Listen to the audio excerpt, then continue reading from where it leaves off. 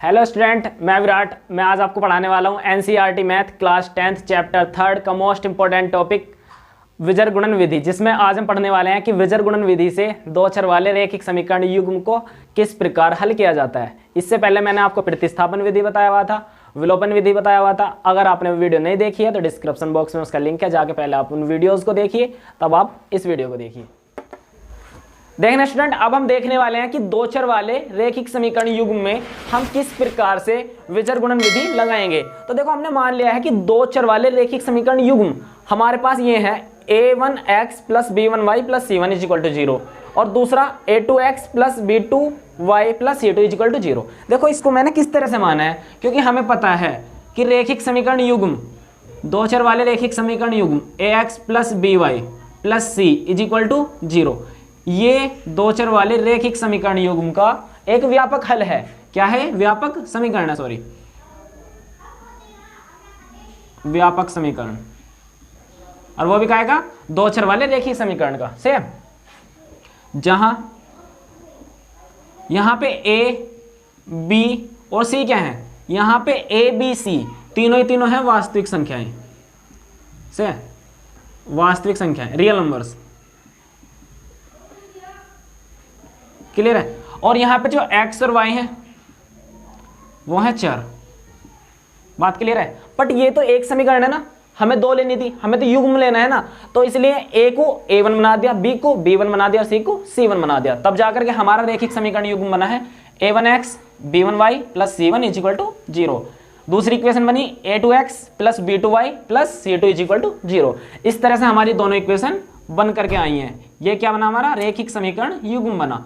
अब हमें इन रैखिक समीकरण युग्म को हमें विजर गुणन विधि से हल करना है। देखो, अब मुझे इन दोनों रैखिक समीकरण युग्म में मुझे क्या करना है? विजर गुणन विधि लगानी है। तो देखो, विजर गुणन विधि को लगाने का ना एक यूनिक सा तरीका है। देखो कैसा है। सबसे पहले दोनों समीकरण में उपस्थित एक चर को उठाओ और उसके बटे में कुछ नंबर्स आएंगे। मैंने क्या कहा? नंबर आएंगे। नंबर मतलब अचर पद आएंगे। अचर पद मतलब a1 a2 b1 b2 c1 c2 में से कुछ आएगा। और फिर देखो, माइनस के y बटे में नंबर्स आएंगे। सही है? यही वास्तविक संख्याओं में से कुछ आने वाला है। और फिर बटे 1 के बटे में कुछ नंबर आएगा।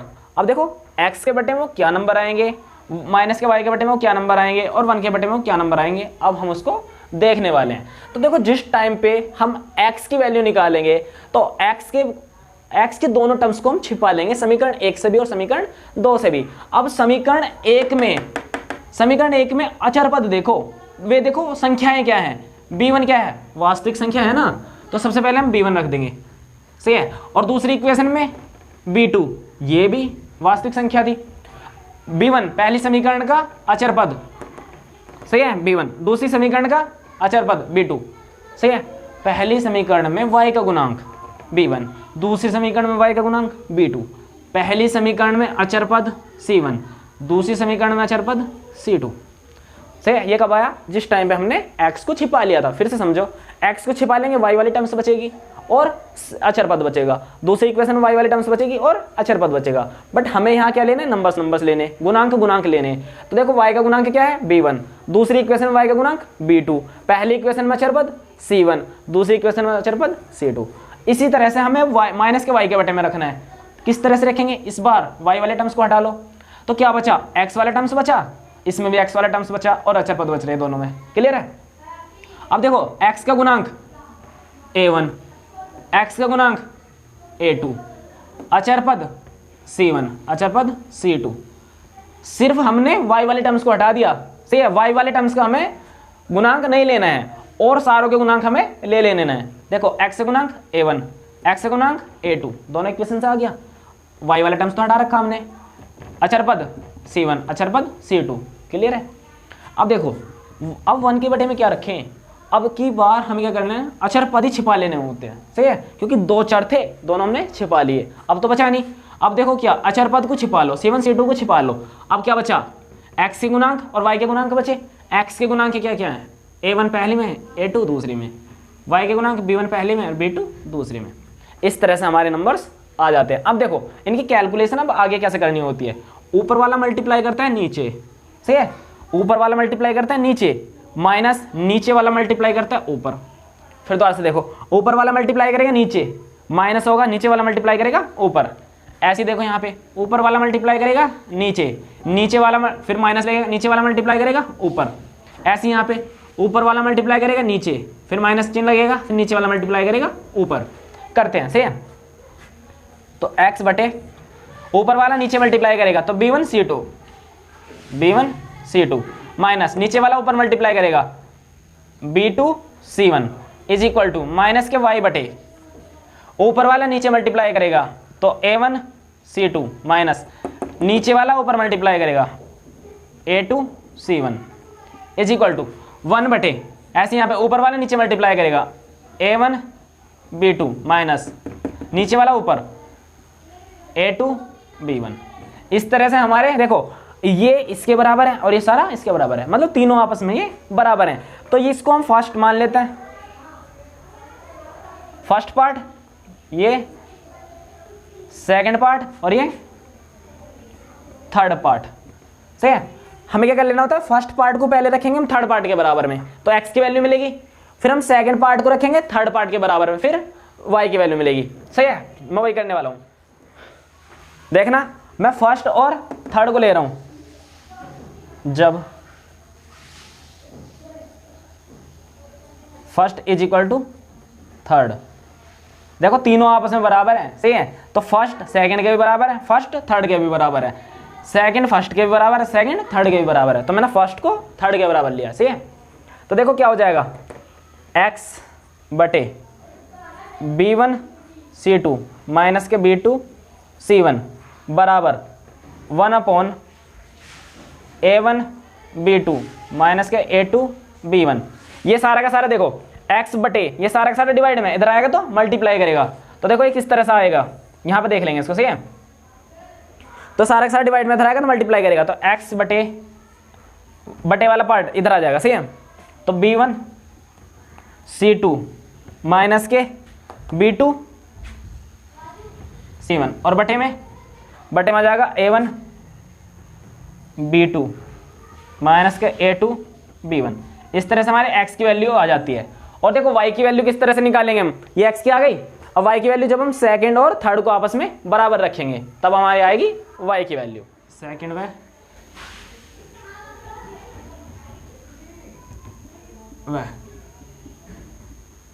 थर्ड से सेकंड और थर्ड को आपस में बराबर रखो। सेकंड क्या था, माइनस के y बटे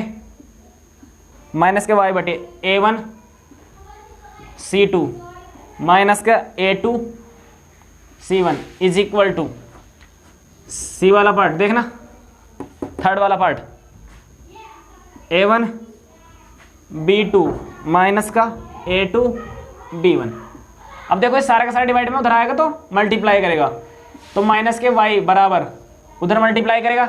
सबसे पहले पता क्या करो, माइनस नीचे से भी कॉमन ले लो तो ये कितना जाएगा, माइनस के y और बटे में नीचे भी से भी माइनस कॉमन आ गया। माइनस कॉमन होने से पता क्या हो जाता है, माइनस वाला प्लस हो जाता है, प्लस वाला माइनस। तो ये माइनस था तो ये प्लस हो जाएगा, ये प्लस था तो ये माइनस हो जाएगा, मतलब आगे वाला पीछे, पीछे वाला आगे। तो a2c1 माइनस का a1c2। अब देखो मैंने यहाँ से माइनस कॉमन लिया तो ये माइनस था तो अब ये प्लस दिख रहा है, अब ये प्लस था तो अब ये माइनस दिख रहा है। सही है, माइनस कॉमन लेने पे माइनस वाला प्लस हो जाता है, प्लस वाला माइनस हो जाता है, माइनस से माइनस कट गया is equal to 1/a1b2 minus का a2b1। इस तरह से हमारा आ गया। अब देखो y के बटे में ये डिवाइड में उधर आएगा तो मल्टीप्लाई करेगा, तो y की वैल्यू क्या आ गई, y is equal to a2c1 minus a1c2 और डिवाइडेड बाई a1b2 माइनस का a2b1।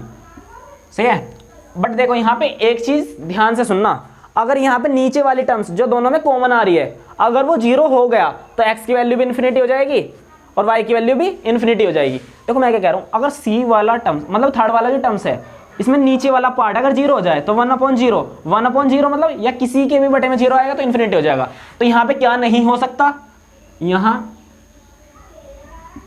यहाँ a1b2 माइनस का a2b1 वो कभी भी जीरो नहीं हो सकता। अगर वो जीरो हो गया तो देखो y वाले पार्ट के बटे में जीरो हो जाएगा तो y का पार्ट इन्फिनिटी पहुंच जाएगा और x का पार्ट भी क्या बन जाएगा, इन्फिनिटी। क्योंकि देखो ये x के भी बटे में आ रहा है a1 b2 minus a2 b1, और y के बटे में भी आ रहा है a1 b2 minus a2 b1। अगर वो जीरो हो गया तो x की वैल्यू भी इन्फिनिटी, y की वैल्यू भी इन्फिनिटी हो जाएगी। इस तरह से हमारा विजर गुणन विधि लगती है। देखो आपको इतना बोरिंग लग रहा होगा, मुझे लग रहा है कुछ कुछ, सही है। तो देखो आपको पता है अभी टॉपिक के लिहाजे से इसको आप लिख लीजिए, मैं आपको इसका एग्जाम्पल बताऊंगा ना, आपको ये मजेदार लगेगा पक्का। अभी आपको ये आएगा 10 या 20% के लगभग में आया होगा, बट जिस टाइम पे मैं इसका एग्जाम्पल बता दूंगा ना आपको, ये 80-90% तक आपको आ जाएगा पक्का। तो एक एग्जाम्पल तक और देखिए तो आपको क्लियरिटी से समझ आ जाएगा। देखना अब हम अपने टॉपिक को क्लियर करेंगे इस एग्जाम्पल से। देखो सबसे पहले मैंने क्या बताया था, सबसे पहले हमें विजर गुणन विधि जब भी लगाएंगे, सही है, सबसे पहले हमें क्या कर लेना होगा, जो भी चर दिया होगा पहला उसके बटे में हमें कुछ नंबर रखने हैं, फिर बराबर माइनस के y के बटे में कुछ नंबर्स रखने हैं, फिर इज इक्वल टू 1 के बटे में कुछ नंबर रखने हैं। क्लियर, ये स्टेप क्लियर है। जो भी चर होगा, पहला चर x था, दूसरा चर y था, सही है, तो x के बटे में कुछ नंबर्स आएंगे, फिर माइनस के y के बटे में कुछ नंबर्स आएंगे, फिर 1 के बटे में कुछ नंबर्स आएंगे। अब देखो x के बटे में नंबर क्या आएंगे, x वाले पार्ट को ही छिपा लेंगे। तो पहली इक्वेशन में y का गुणांक रख लेंगे, माइनस के 5 है, चिन्ह सहित रखना है भाई, सही है। दूसरी इक्वेशन में y का गुणांक माइनस के 2 है।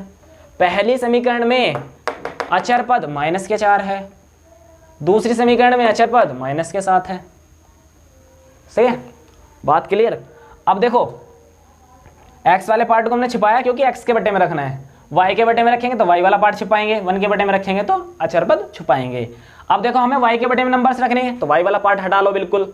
तो पहली इक्वेशन में x का गुणांक 3 है, दूसरी इक्वेशन में x का गुणांक 9 है, पहली इक्वेशन में अचर पद माइनस के 4 है, दूसरी इक्वेशन में अचर पद माइनस के 7 है, सही है।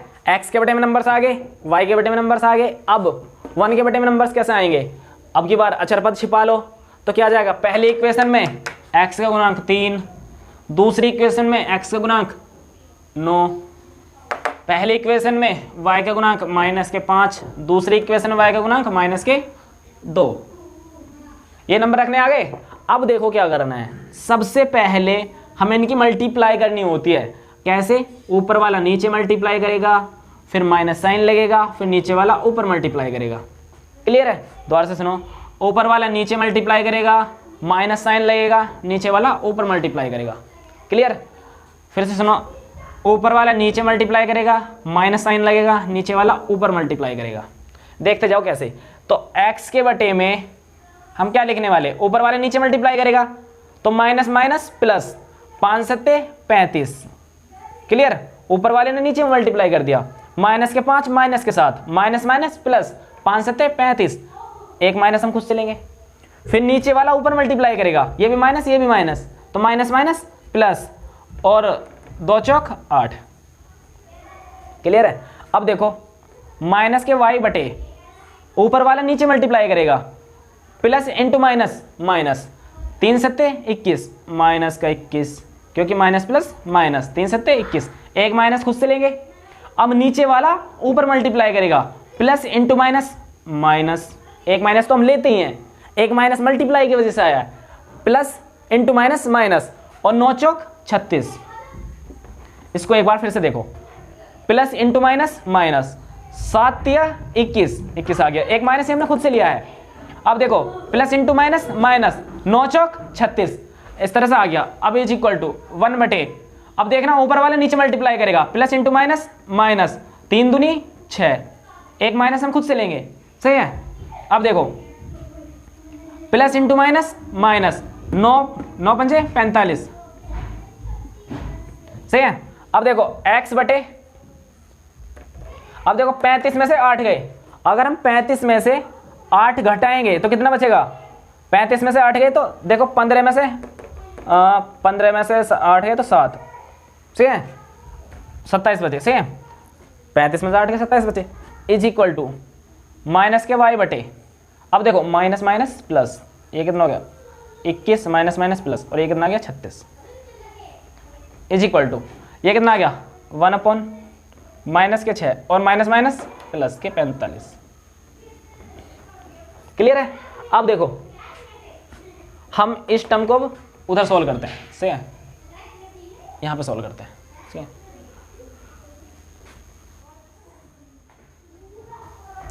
देखना x बटे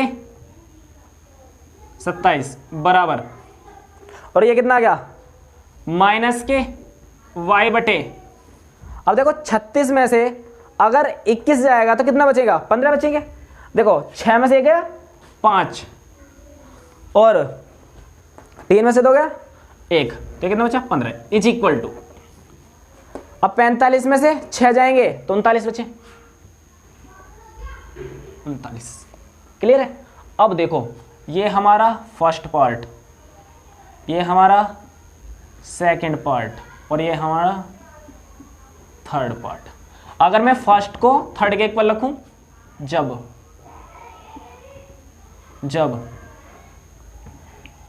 first is equal to third, जब फर्स्ट थर्ड के इक्वल हो तो x बटे 27 बराबर कितना हो जाएगा 1/39। तो ये डिवाइड में उधर आएगा तो मल्टीप्लाई करेगा, सही है। इसको इसके आगे लिख दूं क्या, तो ये कितना हो जाएगा x बटे, नहीं ये बटे वाला तो उधर जा रहा है ना, तो ये कितना बनाएगा 27 बटे 39। देखो 3 से काटते, 3 निम 27 और 3 एकम 3 और 3 3 9, तो ये कितना हो जाएगा x की वैल्यू आ गई हमारी 9 बटे 13। इस तरह से हमारी x की वैल्यू आ गई है। अब देखो हमें y की वैल्यू निकालनी, तो उस टाइम पे हमें सेकंड को थर्ड के इक्वल रखना होगा। तो माइनस के, जब second is equal to third, second जब थर्ड के इक्वल होगा तो माइनस के y बटे 15 इज इक्वल टू 1/39। ये उधर मल्टीप्लाई करेगा तो माइनस के y इज इक्वल टू 15 बटे 39। तो माइनस के y बराबर, तो देखना ये कितना हो जाएगा 3 पंजे 15 और 13 तिया 39, तो ये कितना हो जाएगा 5 बटे 13। ये प्लस से उधर आएगा तो माइनस, या ऐसा देख लो माइनस से मल्टीप्लाई करेंगे तो उधर माइनस हो जाएगा, सही है भाई। देखना भाई ये माइनस उधर शिफ्ट हो जाएगा, तो ये कितना बनाएगा माइनस के 5 बटे 13। इस तरह से हमारी y की वैल्यू आ गई और ये x की वैल्यू आ गई थी। इस तरह से हम अपना विजर गुणन विधि लगाते हैं। देखो आपको ये तो लग गया होगा कि इतना हार्ड भी नहीं है जितना हमें शुरू में कॉन्सेप्ट से लगा था, क्योंकि कॉन्सेप्ट में वहाँ ABC की फॉर्म में आएगा और यहाँ पे न्यूमेरिकली फॉर्म में आ रहा है, तो इसलिए हमें क्वेश्चन से ज़्यादा ईजी से समझ में आता है कि क्या कॉन्सेप्ट है, किस तरह से हम क्वेश्चन सोल्व करने वाले हैं, सही है। आप इसको अच्छे से देखिए एक बार और वीडियो को, सही है, नोट कीजिए। मैं इसका एक और एग्जाम्पल दिखाता हूँ, आपको क्लियर हो जाएगा बिल्कुल। देखना एक और एग्जाम्पल लेते हैं इस टॉपिक को और ज़्यादा क्लियर करने के लिए। देखो सबसे पहले हमें क्या कर लेना है, इन दोनों समीकरण को हमें विजर गुणन विधि से हल करना है। तो हम क्या लिखेंगे सॉल्यूशन में, विजर गुणन विधि से।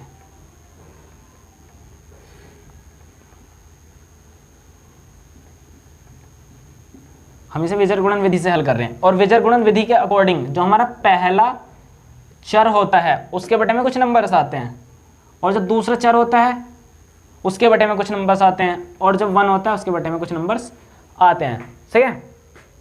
अब देखो x के बटे में क्या नंबर आएंगे, माइनस के y के बटे में क्या नंबर आएंगे, और 1 के बटे में क्या नंबर्स आएंगे, वो हम अब देखने वाले हैं। देखो अगर हमें x के बटे में नंबर्स देखने हैं तो x को ही छिपा लो, x को हमने छिपा लिया। फिर दोनों इक्वेशन में बचे हुए अचर पद लिख दो। पहले समीकरण में y का गुणांक एक अचर पद ही तो है, y का गुणांक पहले समीकरण में -3, दूसरी समीकरण में क्या है वो भी -3। पहली समीकरण में अचर पद क्या है 7, दूसरी समीकरण में 15। क्लियर है। अब जब हम y वाले टर्म्स के नीचे लिखेंगे तो हम y वाले टर्म्स को छिपा लेंगे, y वाले को छिपा लो, x वाला बचा दोनों में और अचर पद बचे। x का गुणांक पहली समीकरण में कितना है, कुछ नहीं दिख रहा, 1 मान लो, 1, सही है। दूसरे में 3, सही है। y तो छिपा ही रखा है, अचर पद -7, अचर पद -15, सही है, -15 था, सही है। अब देखो 1 के बटे में क्या नंबर आएंगे, अचर पद को छिपा लो। तो पहली इक्वेशन में x का गुणांक 1, दूसरी इक्वेशन में x का गुणांक 3, पहली इक्वेशन में y का गुणांक -3, दूसरी इक्वेशन में -3। क्लियर। इस तरह से हम अपने नंबर्स लिख देते हैं। अब देखो इसकी कैलकुलेशन कैसे करनी होती है, ऊपर वाले का नीचे मल्टीप्लाई, फिर हम माइनस लेते हैं, नीचे वाले की ऊपर मल्टीप्लाई, सही है। तो लिख देते हैं x बटे में माइनस माइनस प्लस 15 तिया 45, तो कितना जाएगा हमारा 45 आ गया।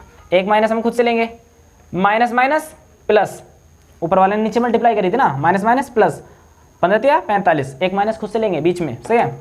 अब नीचे वाला ऊपर मल्टीप्लाई करेगा, माइनस माइनस प्लस, और 3 सत्ते 21, सही है, इज इक्वल टू माइनस के वाई बटे में आए गए, माइनस के वाई बटे में, ऊपर वाला नीचे मल्टीप्लाई करेगा, सही है, प्लस इंटू माइनस माइनस, 15 एकम 15, एक माइनस खुद से लेंगे, सही है। अब देखो फिर नीचे वाला ऊपर मल्टीप्लाई करेगा, प्लस इंटू माइनस माइनस, 3 सत्ते 21, क्लियर, इज इक्वल टू 1 बटे, ऊपर वाला नीचे मल्टीप्लाई करेगा, फिर माइनस साइन लगेगा, फिर नीचे वाला ऊपर मल्टीप्लाई करा, ऊपर वाले नीचे मल्टीप्लाई करा, प्लस इंटू माइनस माइनस, 1 तिया 3 माइनस, अब देखो प्लस इंटू माइनस माइनस, 3 तिया 9, भाई माइनस से पहले ब्रैकेट लगा लेते हैं, सही है।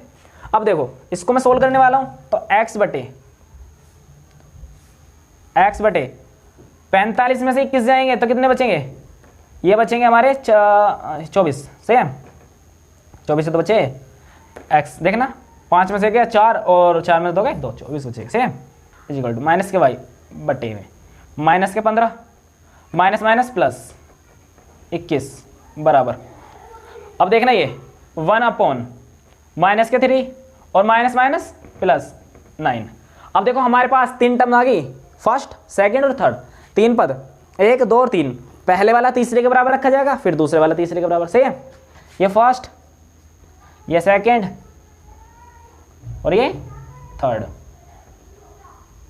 सही है। तो हम क्या करेंगे, देखो यहां से फर्स्ट व थर्ड से हमने फर्स्ट और थर्ड को लिया है, सही है, तो x बटे 24 बराबर, ये कितना आएगा, जब 9 में से 3 जाएंगे तो 6 बचेंगे, तो ये कितना बचा 1/6, ये 24 डिवाइड में उतराएगा तो मल्टीप्लाई करेगा, तो x बराबर कितना आएगा 24 बटे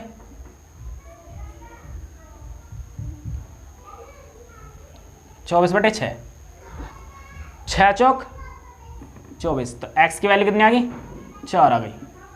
अब हम क्या करने वाले हैं, अब हम लिखने वाले हैं सेकंड व थर्ड से, हम क्या लिखेंगे सेकंड व थर्ड से, सही है, सेकंड व थर्ड से, सेकंड क्या था माइनस के y और बटे में देखना, माइनस के 15 में से 21 में से 15 जाएंगे तो कितने बचेंगे 6 बचेंगे, और वो भी प्लस के 6 बराबर, ये कितना है देखो, और इधर 1/6 ही बच रहे हैं, सही है। तो देखो ये डिवाइड में, ये भी डिवाइड में, तो ये कट गया, सही है, वरना तो ये डिवाइड में उधर ले जाओ मल्टीप्लाई कर लो, तो कितना आया माइनस के y इज इक्वल टू 1, तो y की वैल्यू कितनी आ गई माइनस के 1। इस तरह से हमारे x और y की वैल्यू दोनों सोल्व हो गई।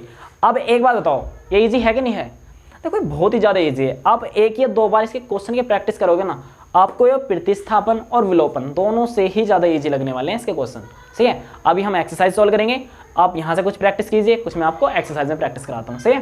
पूरी एक्सरसाइज बेस्ड है इसी पे, हम पूरी की पूरी विचार गुणन विधि से ही हल करने वाले हैं एक्सरसाइज 3.5।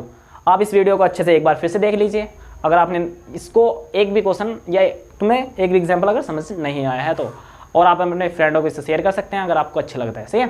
चैनल सब्सक्राइब कर लीजिए अगर नहीं किया है तो।